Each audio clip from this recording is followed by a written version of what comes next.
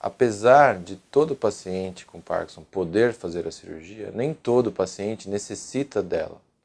Então isso é importante, porque existe uma triagem em que o especialista determina aquelas pessoas que se beneficiam da cirurgia.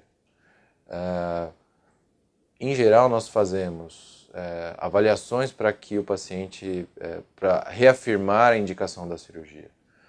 Aqueles que mais precisam da cirurgia são os pacientes que têm uma doença um pouco mais evoluída em termos de sintomas, ou seja, o paciente que, apesar de haver uma boa resposta à levodopa, de ter tido uma boa resposta à levodopa, que é a medicação principal, ela já não resolve o problema o dia todo e todos os dias. Então, existem os efeitos colaterais, os movimentos involuntários e, eventualmente, a falta do efeito da medicação.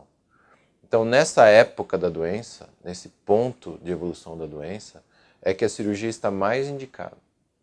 Uma vez identificado em que o paciente pode, eventualmente, apresentar melhora com a cirurgia, nós partimos para as avaliações. Em geral, o paciente deve fazer uma ressonância magnética, que se determina ou se exclui outras doenças ou outras alterações anatômicas que possam eventualmente dificultar a cirurgia. Nós fazemos duas avaliações especializadas. Uma delas é a avaliação cognitiva e neuropsiquiátrica. Quando se faz a avaliação cognitiva, se examina todas as funções cognitivas do paciente. Em geral, como a doença de Parkinson não dá alterações cognitivas ou elas são muito leves, se excursiona eventualmente alguma disfunção, mesmo que seja leve. Se não há alterações cognitivas, o paciente está liberado para a cirurgia. Se há alterações cognitivas intermediárias, se avalia caso a caso.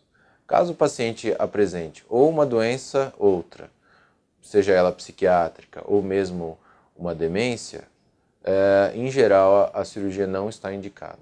Então, em relação à cognição, os pacientes que se beneficiam da cirurgia é aqueles que têm a cognição preservada ou em grande parte preservada.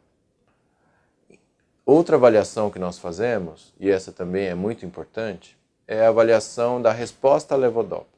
Então, a levodopa é a medicação mais utilizada e demarca tanto o diagnóstico quanto a possibilidade de fazer a cirurgia.